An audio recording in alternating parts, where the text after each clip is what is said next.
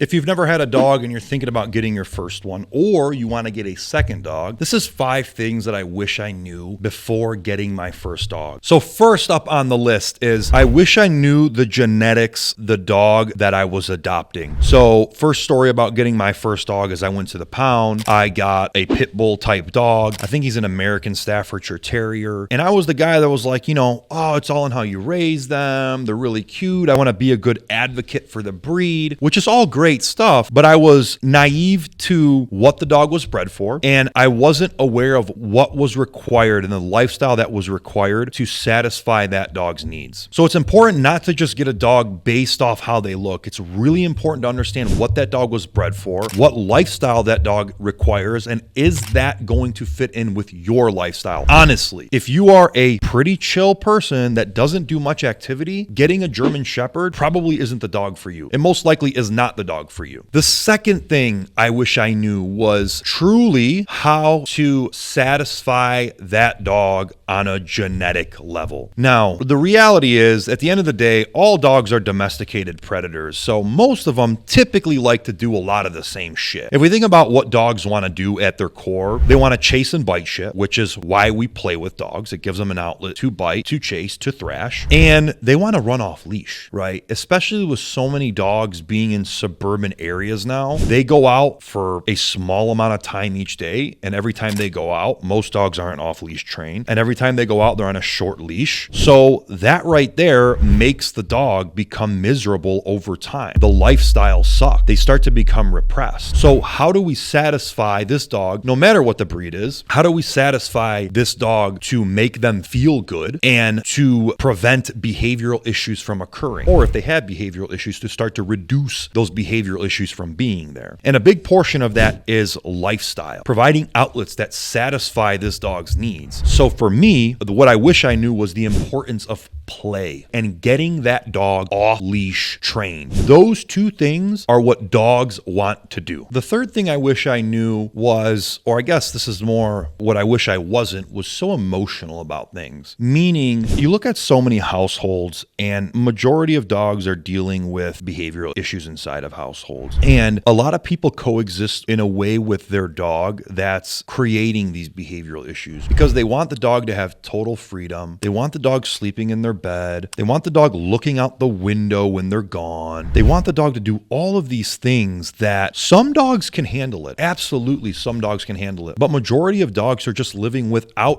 way too much freedom and not enough structure because we're emotional about that. I remember on like day 3, my dog was sleeping in my bed. He was doing all kinds of shit. And this was before I was a dog trainer. And he had bitten another dog in the elevator like that first week I had him. It was just horrible. And I was just so emotional about everything. I didn't understand that, look, dude, you're dealing with a dog at the end of the day, and this type of lifestyle that has some structure, the discipline is going to allow for more freedom in the long run, right? The discipline is going to possibly mitigate the behavioral issues that he already had that were crazy, mitigate them from getting worse. So you have to kind of look at it through a different lens. It's doing the things that actually make the dog feel good, like the play, like the off-leash training, those things that check off the boxes that satisfy their needs. So that way, when I come back home, I don't feel bad putting the dog in the crate. I'm not emotional about putting the dog in the crate if I have to leave for a little bit, if I have to take a shower, whatever the situation may be, right? I've already satisfied the dog's needs. They're good. And yo, dude, go in your crate, chill out for a little bit. I'm not emotional about it. The fourth thing is I wish I got my first dog perfect where I wanted him before I brought in a second dog.